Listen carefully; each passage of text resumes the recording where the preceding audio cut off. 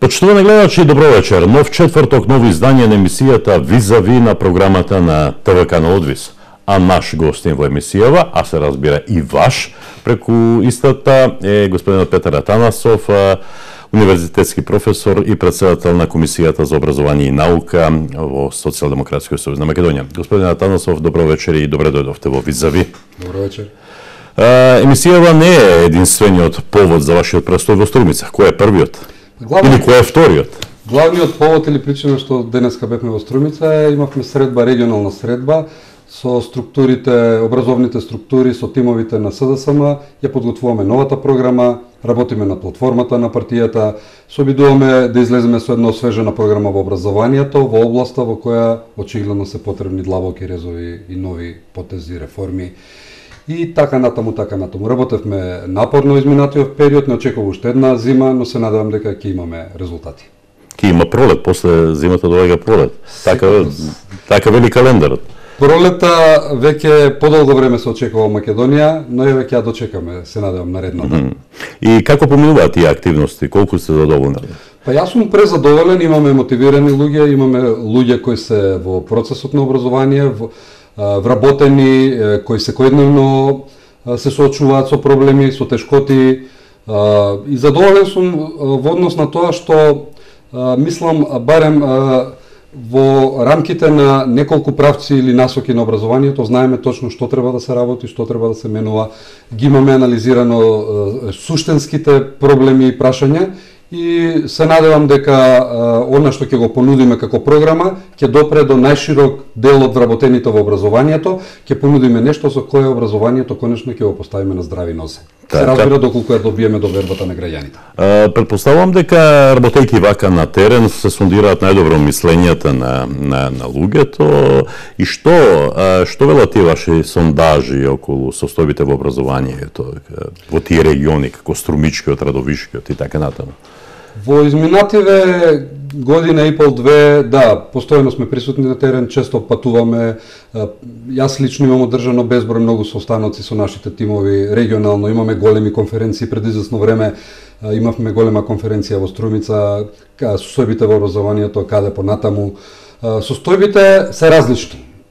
Се разликуваат од град до град, но оние основните состојби се слични. Образованието се наоѓа под еден голем притисок, се наоѓа под една константна пресија по неколку линии. Тоа се законски линии на правила кои нудат само казни, а не награди. Се бара од вработените во образованието да почитуваат слепо правила, да даваат јавни услуги. Безмалку образовните структури или вработените во образованието се прогласени за администрација и власта, богами, безобразно во изминатиот период си играше со вработените во образованието, со програмите, со финансирањето.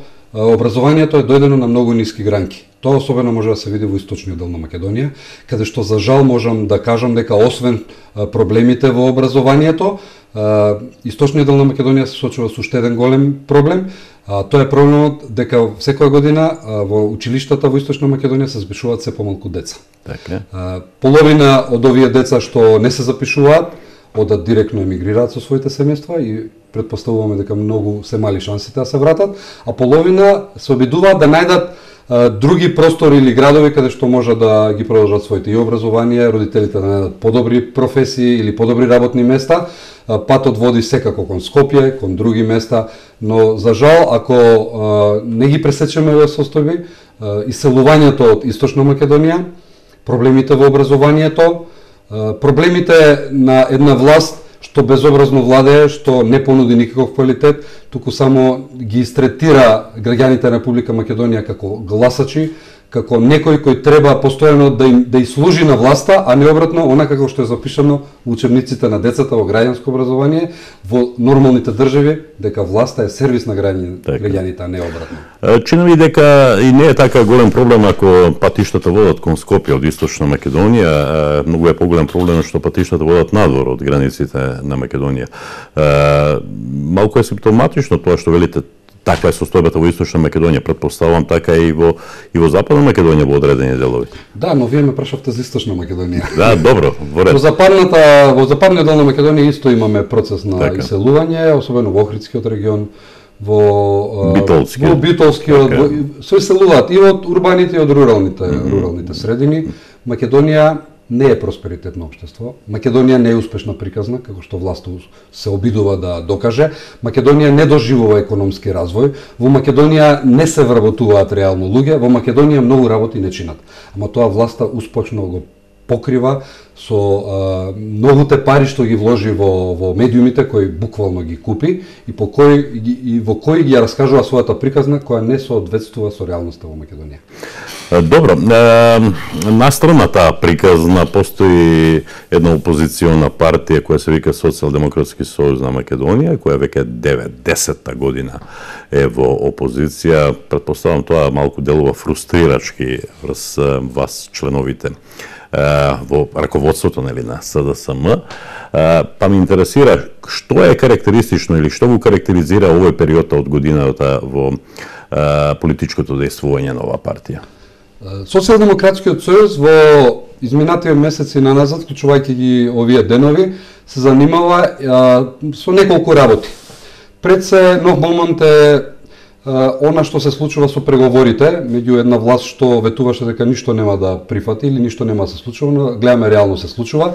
Влезени сме во преговори, во еден процес, преку едни подпишани договори, почнувајќи од договорот Пржина нааму, да се исправат некои механизми, да се отворат некои процеси и да се овозможат и регулираат условите за демократски и фер избори. Ова го работиме на неколку полиња. Пред се тука сме вклучени во имплементација на она што е подпишано, чија обврска е на сите оние партии што учествуваат во преговорите. Второ, заради оваа цел нашите пратеници се вратија во парламентот за да се обезбедат порегуларни услови и ова што ме прашавте, што е во дел на прашањето зошто СДСМ е 10 или 9 или 10 години опозиција, не е причина или фактор не е успешноста на владата или владите на Груевски кој ги менува, видовме наназад колку министри се потрошија, колку политичари. Во првиот период на владење веројатно беше нормално, но во вториот период на владење ВМРО ДПМН наметна еден нечист надпревар. Наметна притисоци и наметна и ги сруши сите правила на демократијата, ги дерогираше законите, ги освои институциите на системот, ги клиентелизираше луѓето, си ја субвенционираше својата гласачка машинерија. Значи, СДСМ ако во првиот период во овој 10 годишен период буквално беше класично во опозиција, овој втори период не е успех на владата, туку не е успех на владата да создаде демократско општество, да создаде нормален политички надпрев, за да можеме ние да се надпреваруваме со идеи, со програми.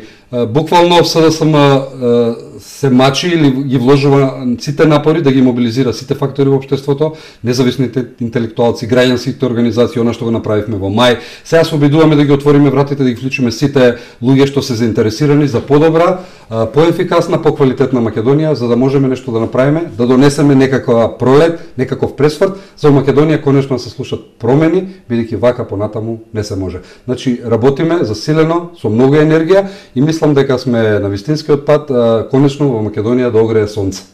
Ако е така како што велите, господин Атанасов, ако го употребивте зборот на машинерија, тогаш претпоставувам пред СДСМ е голем предизвик и огромна работа за да се спротивставите против една таква машинерија. Како тоа ќе го сторите?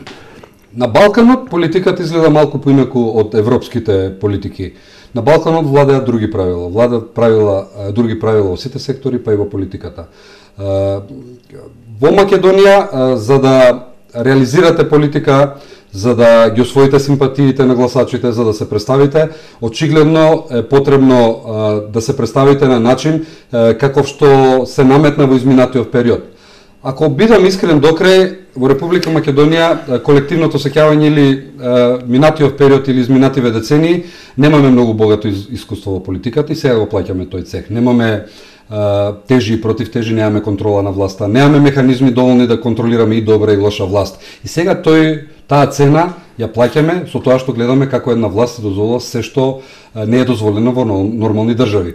СДСМ работи на два столба или работи стратешки, има две цели, не само да ја мобилизира максимално партијата и сите наши подржувачи, цела коалиција, сите оние што во овој момент им мислат добро на Македонија, но работи како стратешки конечно да го затвори прашањето или да се представи пред граѓаните на Република Македонија дека има разлика, дека возможна е поинаква Македонија, дека е возможно Република Македонија да се случува и демократија и демократски процеси, дека е возможно во Република Македонија да се дебатира за вистинските прашања, да се има различно мислење, да се одбираат решенија кои се подобри за граѓаните и да ја направиме Македонија општество во кој барем малку ќе имаме право на избор.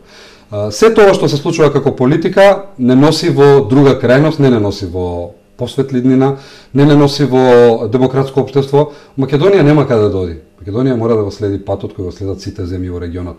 Нас не чека сонцето на исток. Нашиот пат е онаму каде што европските семејства на народите, онаму каде што отидоа другите држави на Балканот по овие историски случувања 90-тите години и нашиот пат и нашата среќа треба тука да тражиме.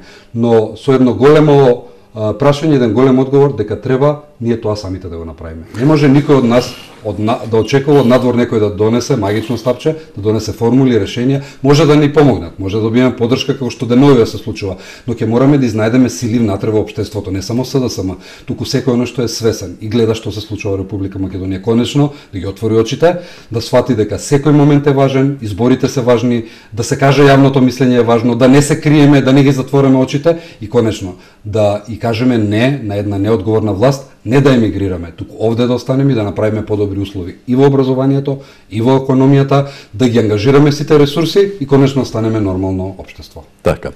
Состојбите во Македонија се такви какви што се.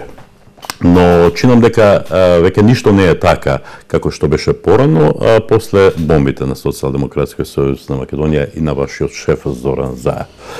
Се случија многу нешта, од тогаш наваму се случија преговори, се случи пржино, се случи враќањето на пратениците од СДСМ во парламентот. Што тоа значи за политичката криза во Македонија? Илузорно е да кажеме дека повеќе ја нема, таа ќе продолжи понатаму.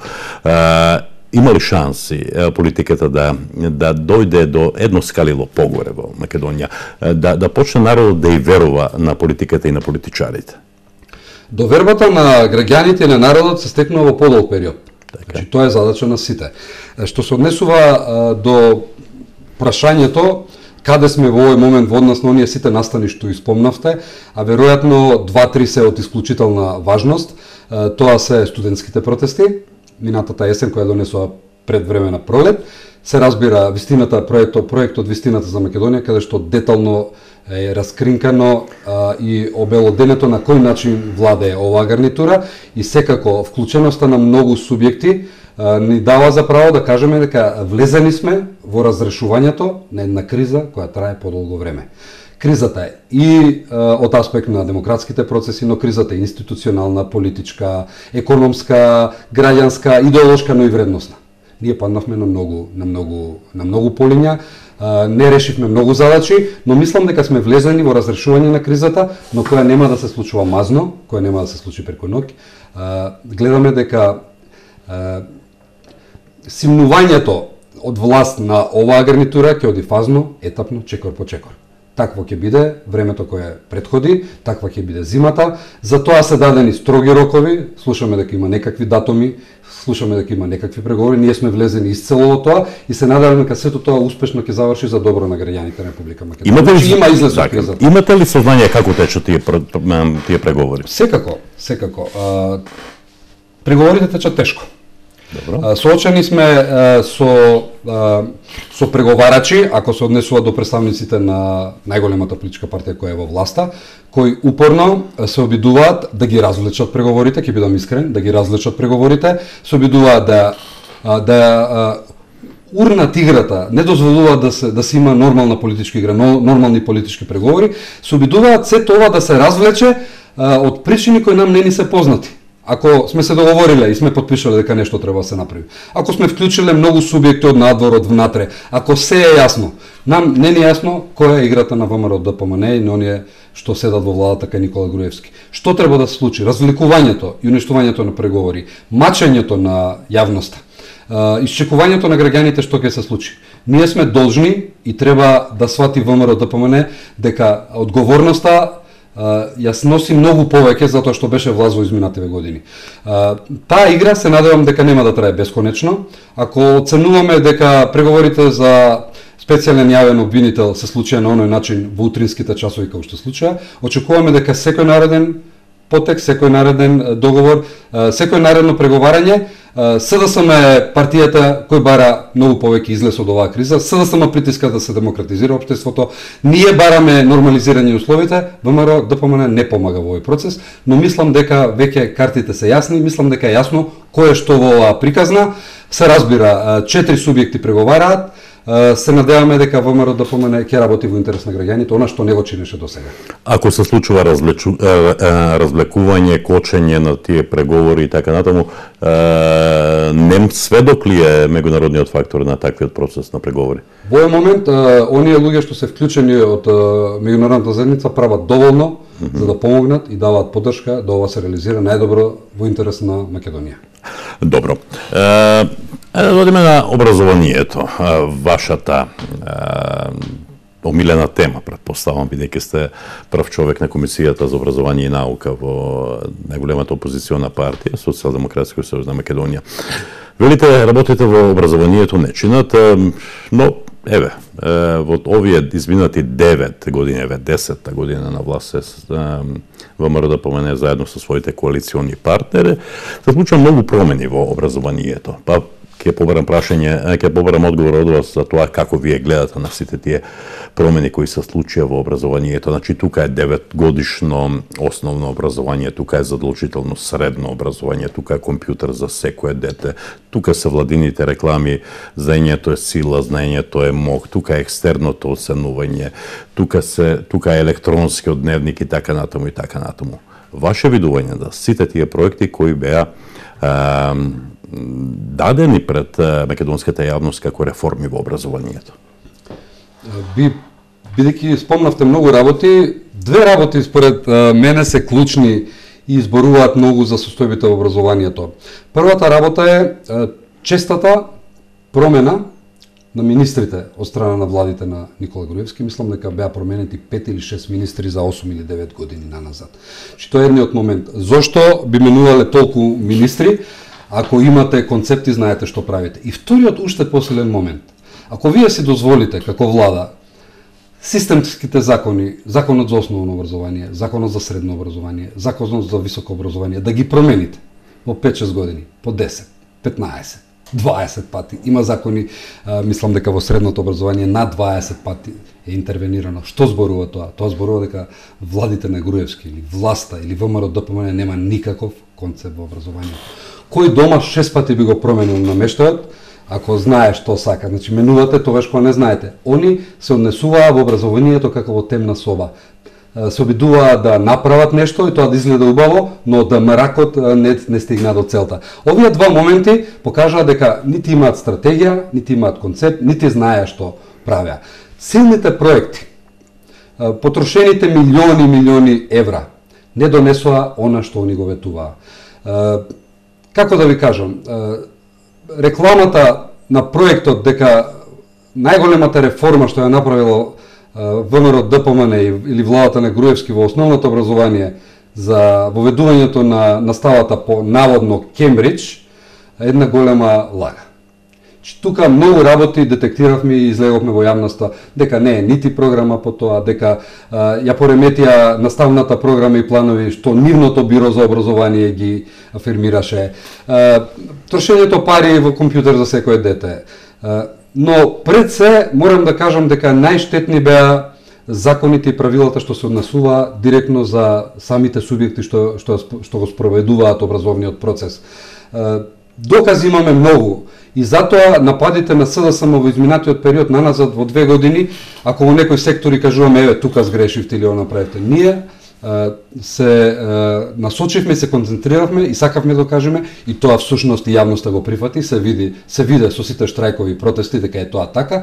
Ние кажавме и не ги нападнавме севкупно политиките со политиките и законските решенија на ВМРО ДПМН во образованието. Че тука не се работи за еден или друг проект дали е добар или не. Буквално политиките генерално не однесаа никаде, не донесоа квалитет, не донесоа подобри услови за наставниците, не донесоа посрекни деца, не донесоа повеќе знаење. Значи, севкупно не отидоа таму каде што треба, а вложија многу. Се обидоа да направат, да иновираат, се обидоа некакви проекти да донесат. Но оние проекти со кои се обидоа да го привлечат вниманието, ги свртеа на глава. Че вие може да внесете некаква програма, особено во основното и средното образование. Ама образованието е систем на сврзани садови. Ако овде интервенирате, вие овде пореметувате нешто. Че мора истовремено и овде да интервенирате. И образованието е процес каде што вие нанапред планирате. Не ова проект менеджмент, за некој да си игра да си направи еден проект, втор проект, трет проект. Чи една сложена област во која инвестициите се враќаат долгорочно. Штетите што ги направија се долгорочни. Се надевам дека ќе можеме да ги исправиме, дека ќе вратиме образованието и дека ќе понудиме програма со која сите овие работи барем ќе ги санираме во првиот период, за потоа да отвориме нови правци и нови проекти.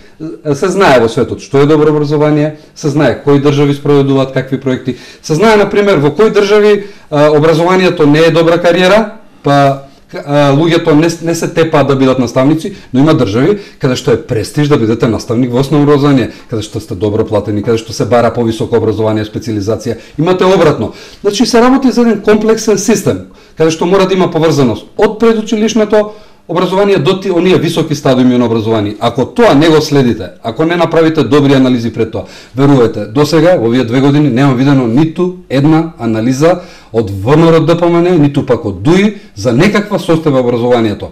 Ако нема анализи, какви радикални реформи правите? Каде менувате нешто ако не знаете кои се состојбите? Излегува, еве, како заклучок, ако ние сме само еден субјект што говориме во оваа област, излегува многу групи во образованието, излегува многу пленуми, излегува студентите, излегува средношколците, излегува многу анализи од Младинскиот образовен форум, од наставничкиот пленум. Сите направи анализи и многу детектира какви круцијални грешки и штети се прават во однос на екстерното тестирање, во однос на, не знам, електронските хајтек алатки со кои се забавуваше еден од министрите кој неодамна го напушти бродот. И да не кажам што све не чини. Ајде да се обидеме во наредниот период да говориме што треба да се направи, да се мобилизираме. Во таа цел беше и мојата денешна посета и уште многу други посети, да се обидеме да ги мобилизираме ресурсите и на СДСМ, и на пленумите, да направиме нешто во образованието што е добро за сите. Значи ние сите сме на некој начин имаме допирни точки со образованието и сите сме вклучени и на сите ни треба подобро образование. Така. Протестираа студентите, како што веќе рековте, протестираа средношколците, протестираа дури универзитетските професори. Но власта вели тоа го диригираше СДСМ.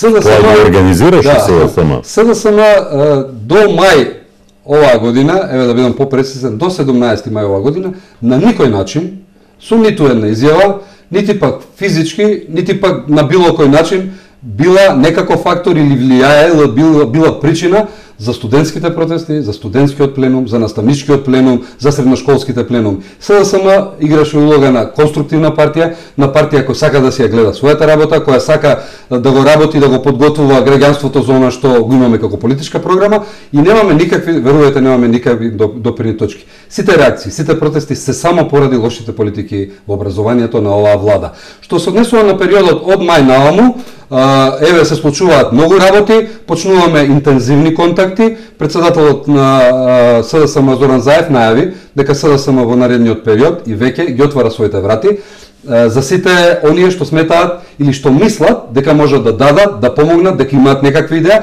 да се вклучат и во еден процес да можеме во сите области да направиме барем план и програма, да дизајнираме проекти, да имаме идеи како да ги промениме лошите состојби во образованието. Ова не исклучува контакт со ниту една организација, со ниту една структура, вклучувајќи ги сите оние организации со кои нас храбро застанаа заедно со нас, со коалицијата, со СДСМ, над 80 граѓански организации, му кажавме не на Никола Груевски, дека вака повеќе не може, дека општеството веќе не може да го поднесе ова владење. Истото ќе го направиме со сите оние што се заинтересирани, што сакаат, што се војни и што мислат дека може да придонесат во еден процес каде што ќе ги промениме работите.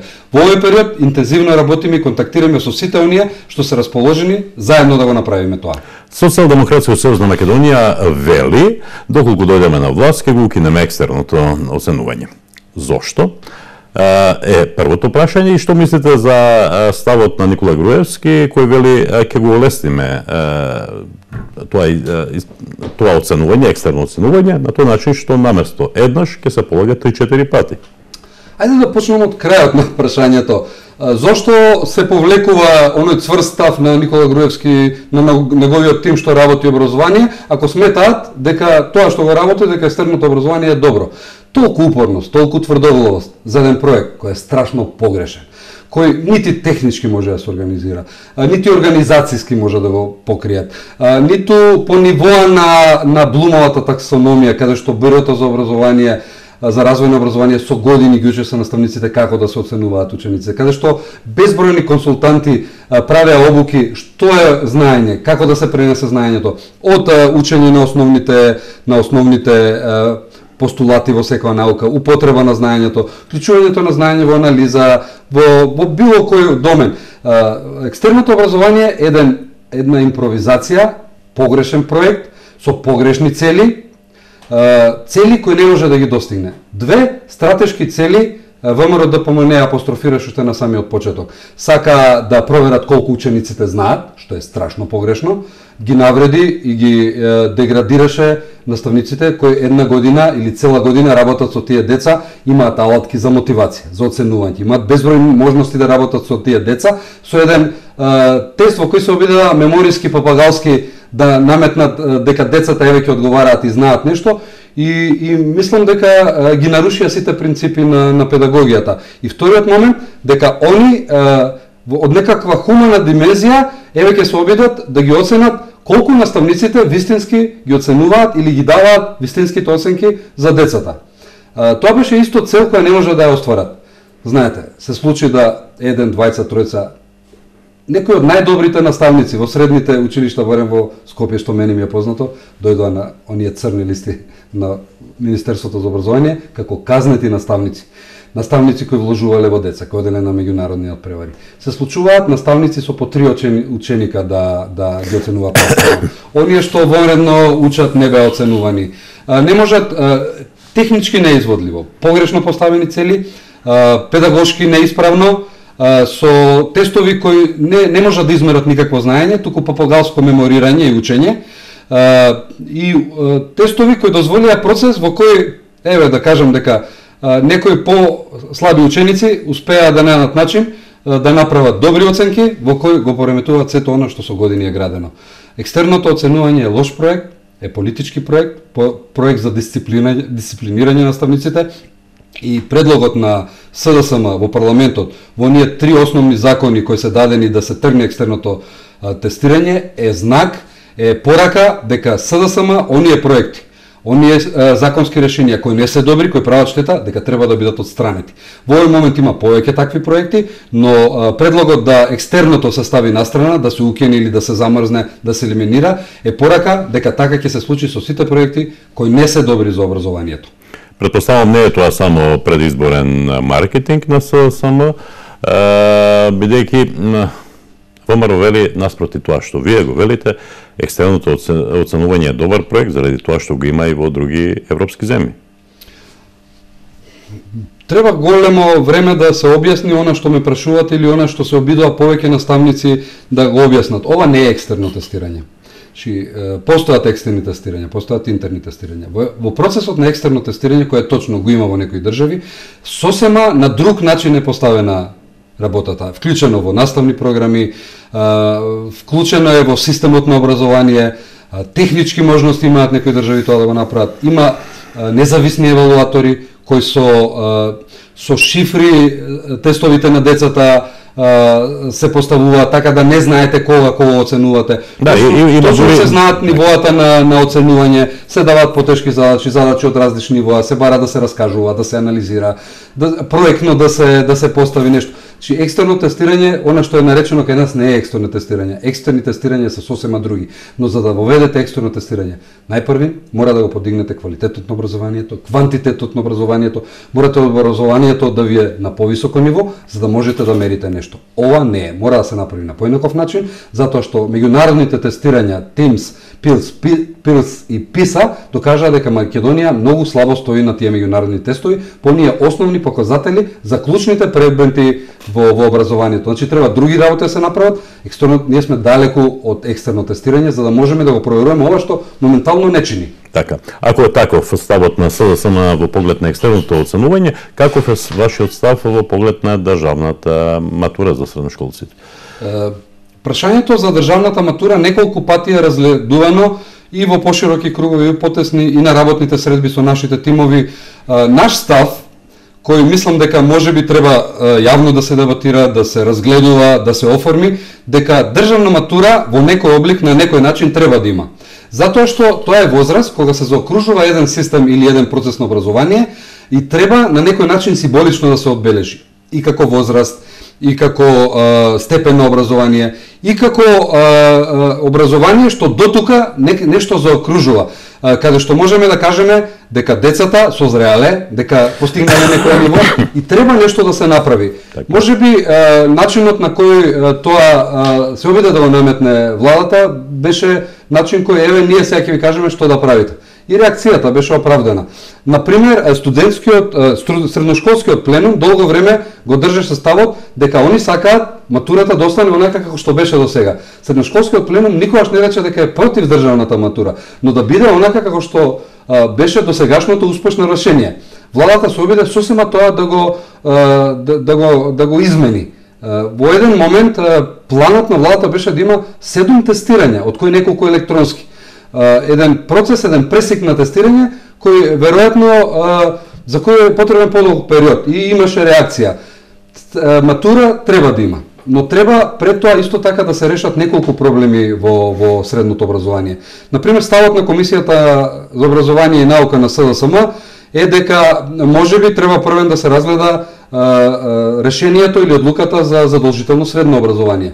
Секој нормален или добар систем на образование нуди излезност во некоја возраст каде што децата или учениците поминуваат најмалку 12 годишен престој во образованието. Мора да има излезност на некоја возраст, особено на 16, 17 или 18 годишна возраст. Значи тоа треба да се приспита и треба да се приспита или да се направи длабока реформа на средното стручно образование. Атрактивноста на средното стручно образование треба да се дизајнира на начин кој тоа го бараат учениците, стопанството, работните места што постојат и практичноста и квалитетот на образованието што се добива и да го приближиме до некакви работни места, за да биде атрактивно. На оној начин на кој е поставено сегашното средно стручно образование, законските решенија што ВМРО ДПМН ги наметна, оставаат само лош вкус со оно што владата сакаше да го нарече државна матура. Во овој момент имаме различни видови матура, значи и државна матура и стручната матура во оние други степени на средно образование. Значи треба да се отвори дебата, треба да се задржи матурата, но да се видат добрите решенија со кои може да се така да кажам задоволат или да се заокружи процесот и од страна на учениците, и од страна на државата, и од страна на оние што го нудат образованието или што го спроведуваат процесот. Чинам дека вие најдобро ги обсервирате состојбите во високото образование, бидејќи од таму доаѓате. Какви се тие? Според вас, после неколку години од отворањето на многу факултети во безмалку сите градови во Македонија, разни дисперзирани студии на универзитетите кои постојат и така натаму и на факултетите кои постојат, беше малку чудно кога актуалната власт и премиерот излезе со податок дека во Македонија студираат, не знам, некои 80-90% од средношколците кои го завршуваат средното образование.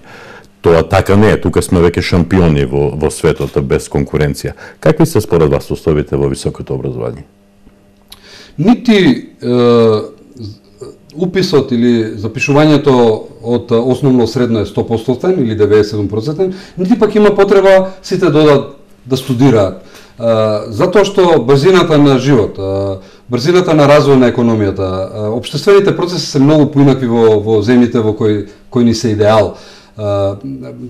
Каков е ставот? Во високото образование се малце посложени состојбите, присутни се исто така многу лоши решенија, но има неколку основни базисни прашања што мора да се разрешат пред да седнете и да почнете да дизајнирате, креирате или нудите решенија.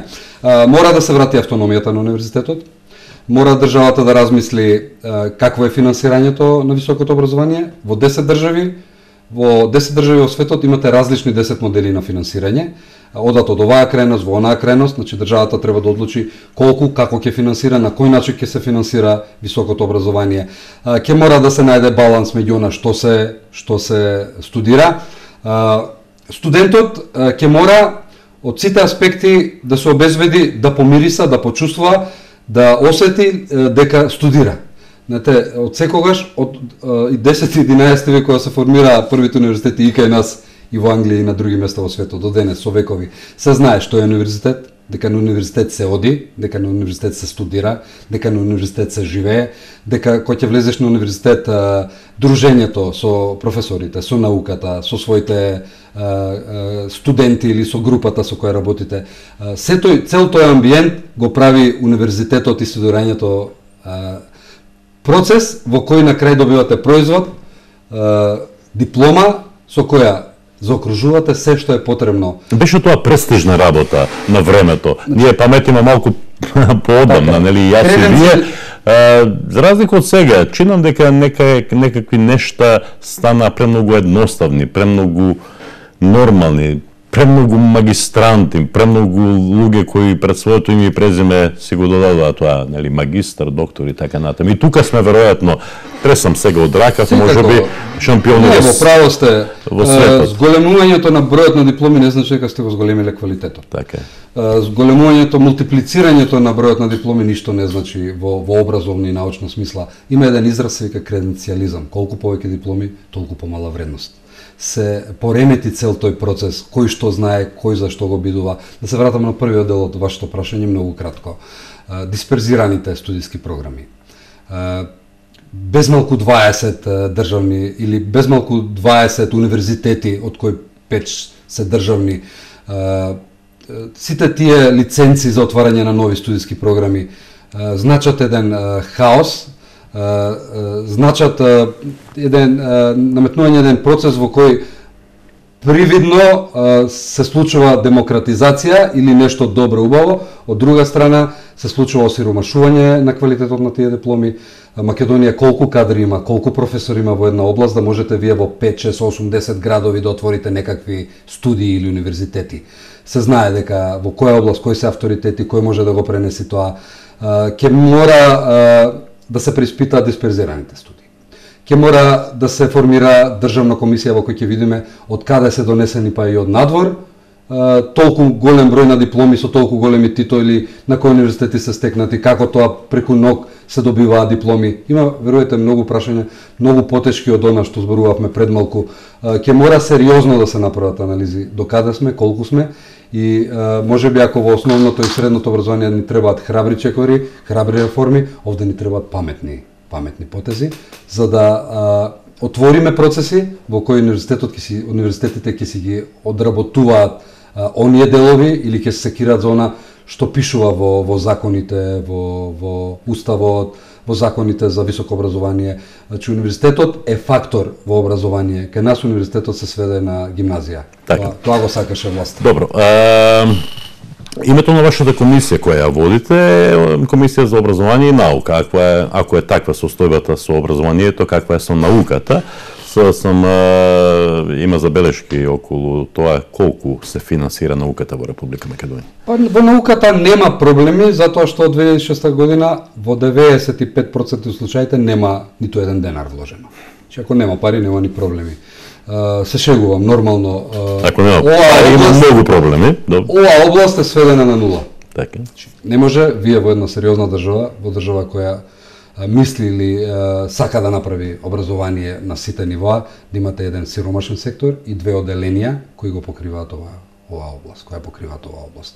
СДСМ веќе понуди и ќе работи на тоа да формира државен фонд за научно-истражувачка дејност, во која ќе може да бидат вклучени сите ресурси, сите research and development, луѓе, лаборатории, приватен сектор, но секако ќе мора нашите научни кадри, кои ги има, во многу области ќе има, да ги вклучиме во процес на развој на општеството, на економијата, на науката, онаму каде што е потребно. Запоставена е целосно науката. Не велам дека ќе направиме револуција во таа област, но мора да ангажираме и ресурси, и луѓето што ги имаме, за во науката конечно тој процент да го подигнеме, да вложиме за да се врати. Образованието не е трошок. Образованието не се фрлени пари. Образованието е инвестиција, образованието може да биде развој и може да биде двигател кој и општеството и економијата ќе ги придвижи напред. Македонија е мала земја, ние имаме малку ресурси и тоа што го имаме не го користиме, но оваа нула, голема нула што ВМРО ДПМН ја создаде во науката, ќе мора да ја смениме, ќе мораме да направиме исто така многу повеќе во областа. Јас работам во еден научен институт, во Институтот за социолошки и политички истражувања и многу сум свесен какви се состојбите. Имаше неколку анализи во кои се детектираа состојбите и оние минорни средства што беа давани на 15 декември во неколку години, каде што не можеше ништо да се искористи од нив. Знаете, нема образование без средства, без ресурси, наука па ич. Мора да вложите за да таа наука и образование врати во општеството, за да направи некакви промени, да направи некаква разлика. Така. Многу работа не чека. Тоа се некакви врзани, како да кажем, канали. Нема ни добро образование без добра наука, нели? Како што нема и добро стопанство, добра економија без добра наука. Вака, вие на таа конференција која одржавте неодамна, не знам која беше, која имаше наслов состојбите во образованието каде понатаму. Сега, прашањето е каде понатаму? Каде понатаму? Во изготвување на добри решенија, на добри законски проекти, во одбирање на концепти кои се применливи на ниво на она кој сме ние денеска, применливи на општествените прилики во кои се наоѓаме, ангажирање на нашите ресурси и секако еден од поважните елементи, всушност тука се два елементи, мораме да ги ангажираме сите потенцијали на општеството за да направиме развој, за да направиме нешто на процесот на образование и секако една од стратешките цели на Социјалдемократскиот сојуз во изминатиот период, а за тоа претседателот Заев, политичкиот врв на партијата често зборува, за тоа зборуваше и нашата програма од пред 2 години, за тоа ќе зборува и нашата програма, мора идеолошки да профилираме и партијата и програмата на ниво на Македонија, за Македонија конечно да влезе во фаза на развој, а тоа е економија. Што би рекле добрите политичари на Запад.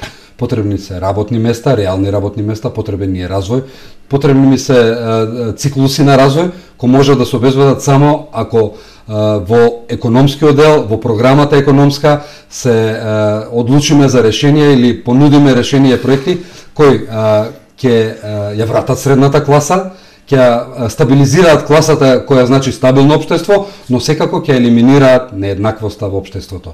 Освен што се направи или не се направи правилно и се направија штети во неколку области за кои зборуваме и вечерва, секако во Република Македонија се случува еден можеби видлив, можеби невидлив процес, за тоа нашите експерти СДСМ зборуваше во целиот овој период, една голема нееднаквост, едно големо раслојување, каде што еден слој постојано се богати на сметка и на средната класа и на оној друг слој на општеството.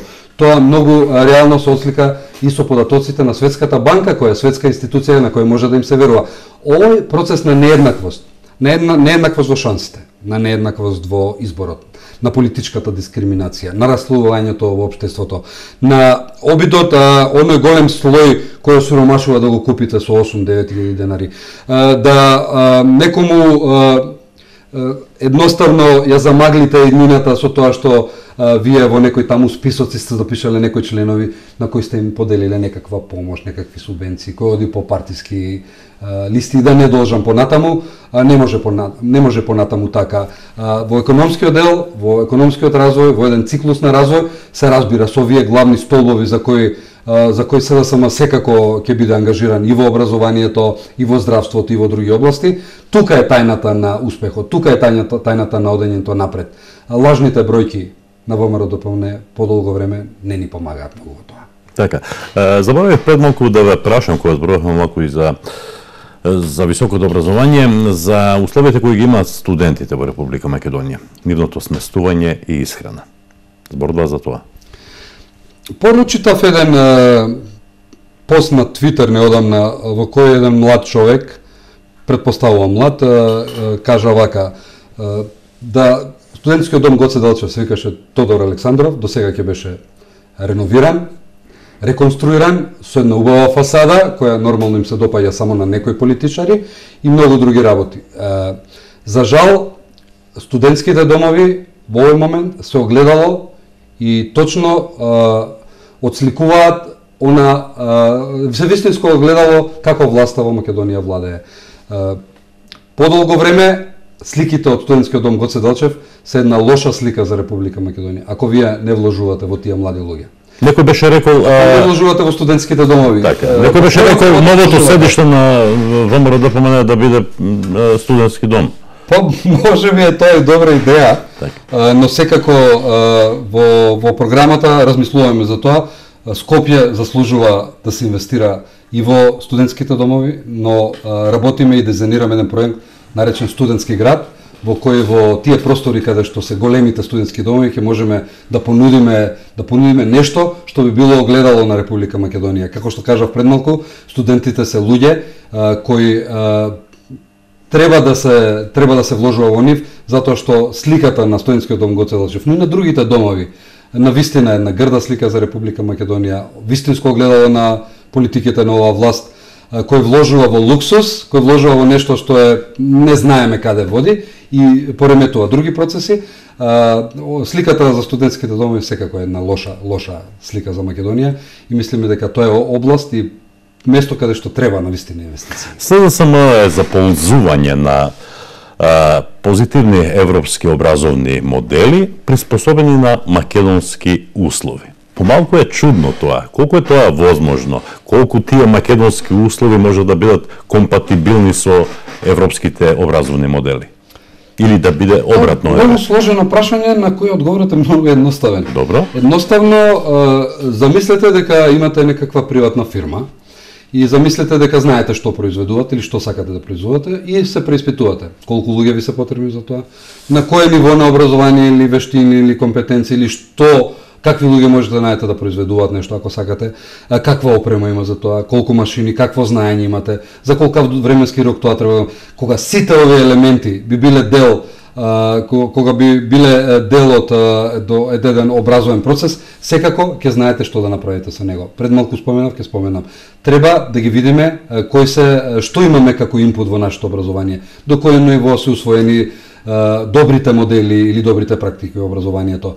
Ќе мора да се даде поддршка во основното и во средното, особено во основното образование.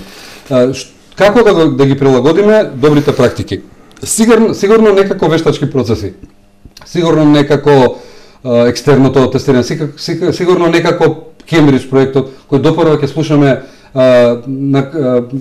жалби и поплаки од наставници, од ученици како тоа се спроведува, бидејќи процесот само што започна. Добрите решенија пред се ќе мора добро да се осмислат, да се одберат, приспособени наши услови и секако проверени во практика. Не можете вие една голема реформа да спроведите ако не сте направиле пилот проект, ако не сте го провериле, ако не сте отвориле дебата за тоа, ако не сте ги прашале производителите во образовниот процес дали ова е возможно, дали може да помине, дали е во 40 минути возможно да се направат работи кои во законски решенија можеби се час и половина, саат и пол. Значи во таа насока прилагодување на светските искуства. Малите земји користат паметни решенија и земаат она што е добро од вестинските решенија. Ние не сме голема држава, да креираме образование кој може да даде нешто во фундаменталните науки. Нашите ресурси се мали. Значи, ние можеме само да бидеме како образование, филозофијата е дека како поддршка образованието мора да му помогне и на општеството, и на економијата, и на развојот. Во таа насока е користењето на добрите решенија. Господин Атанасов, образованието е комплексна тема и можеме вака да зборуваме до утре наутро, меѓутоа и времето предвидено за оваа емисија е ограничено. Па затоа ќе ја затвориме темата образование. Се надевам дека ќе имаме и друга прилика да позборуваме на таа тема. Денес е 1 октомври и до изборите во април 2016 очекуваат нешто повеќе од 6 месеци, нешто повеќе од половина година. Каква половина година треба да очекуваме? Избран е специјалниот јавен обвинител. Катица Јанева веќе предложи листа од 14 до Советот на јавни обвинители предложи листа од 14 јавни обвинители кои ќе бидат дел од тој неизин помошна екипа, да кажеме. Не очекуваат уште многу нешта, предпоставувам, до април. Дали сте оптимисти? Дали нештата во Македонија ќе легнат на свое место? Јас сум оптимист. Оптимисти се и оние луѓе што ги гледам во партијата, кои напорно работат да промениме нешто. Веќе гледам расположение и атмосфера и во општеството за промени. Че ако веќе во општеството можете да почувствувате дека атмосферата е променета, дека власта нема што да понуди, дека сето тоа е едно истрошено четиво, ако чувствувате дека на Македонија е потребна нова енергија, ако чувствувате дека вамун веќе не оди, дека треба ново, значи оптимизмот не е лажен, тогаш е реален.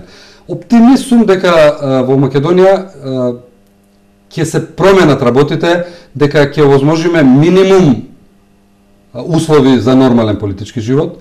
Од тука се и нашите потези и влезот во парламентот и она што јавно го говориме, дека сите овие промени што ќе го направиме, за кои се залагаме и со специјалниот јавен обвинител и во медиумите, се бориме за фер изборни правила, каде што ќе се почитуваат минимум стандардите што се запишани во извештаите на ОПСИ и ОДИХР. Сакаме нормална држава, сакаме нормални процеси. Сакаме она што е добро за општеството. Колку ќе има можност, колку ќе се отвора општеството, колку ќе имаме поддршка од општеството, толку можеме да бидеме похрабри и толку заедно можеме да бараме промени. Промените, ако се случат на време, ако се случат во еден процес, што мислам дека во овој момент го посекуваат мнозинството од граѓаните во Република Македонија, тоа го покажуваат и анкетите, мислам дека може, дека сме влезени во разрешување на кризата, дека многу скоро СДСМ и многу од луѓето што сакаат промени ќе влеземе во процес на не само придвижување на решенијата што ќе не водат кон излез од кризата, туку повеќе ќе ја чувствуваме енергијата, политичкиот диалог да оди кон она што е иднина. Значи да ја креираме иднината, да полека зборуваме како понатаму ќе работиме, што ќе понудиме во таа насока во неколку области и во образованието, но и во рамките на демократизирање на општеството и во рамките на економскиот развој, ќе иницираме дебати и во парламентот и во јавноста за концепти, за решенија што не носат напред. Повеќе да се бавиме со иднината, него со минатото. Оваа власт многу сака да остане во минатото. Многу сака да избира они да кажуваат како ќе биде понатаму. Мислам дека ги истрошија сите карти и се повеќе ќе се отварат можности и невладините организации и оние во општеството што мислат дека имаат што да кажат и коалицијата која предводи СДСМ да зборуваме како може подобро, како ќе направиме подобро и да покажеме. Баш вчера по социјалните мрежи се обидов да пласирам една мисла која деновиве интензивно ја живеам и јас и моите соработници во Комисијата за образование, да работиме како што кажуваме, а да не кажуваме како ќе работиме. Значи повеќе да се држиме. Мислам дека имаме ресурси и дека ќе го покажеме тоа во наредниот период. Април е далеко.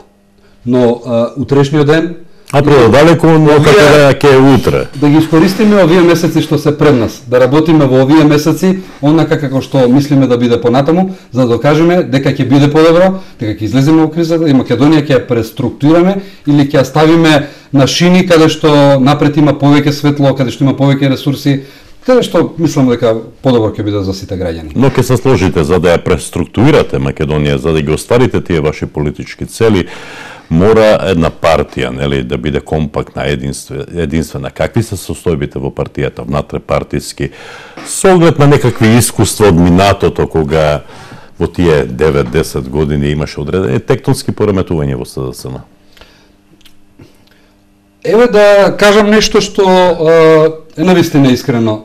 Од оној момент кога председателот Заев кажа дека овие избори не ги признаваме, дека во Македонија повеќе не може да се случува криминал во политиката, до денес не гледам никакви промени или разлики, барем што се однесува до политичкиот врв на партијата, до органите на партијата, до сите оние луѓе што јас ги среќавам, со кои со саати работам. Оставете ги чаршиските муабети на страна. СДСМ во овој момент е партија која има многу енергија, кој има кадровски потенцијал, кој има многу идеи, само ни е потребен простор. Медиумски простор, ни е потребен простор и ни е потребна енергија која веќе ја нудиме и мислам дека партијата е единствена. Тоа го чувствувам секојдневно со месеци наназад. Не сум видел нити еден настан, нити нешто што е различно од она што го кажувам. Велат дека некои кои заминале, па сега се враќа, дали е тоа така? СДСМ ќе ги отвори вратите за сите оние што мислат дека може да помогнат, но мислам дека и тврдам дека во овие денови се разговара со секој и поранешен и сегашен член на партијата, симпатизер, кој можеби малку се дистанцирал од партијата поради различни причини, да дојде и да ни помогне. Ова е битка која мораме да поминеме сите. Немаме луксус останувањето на страна, луксус да не се приклучите кон ова, затоа што мислам дека навистина оваа битка која да биеме заедно и членовите на партиите, и членовите на граѓанските организации, и оние што порано биле во СДСМ, да се вратат, да помогнат, ќе подадеме и рака, и мислам дека партијата е единствена и подготвена воопшто и утре да се случат изборите, но правилата кои постојат ќе мора да се променат. Господин Атанасов, ви благодарам што бевте дел од емисијата Визави на програмата на ТВ Канал Одвис. Ви благодарам и нас. Почитувани гледачи, вам исто така ви благодариме за вниманието со кое наследевте. Довидување до следниот четврток.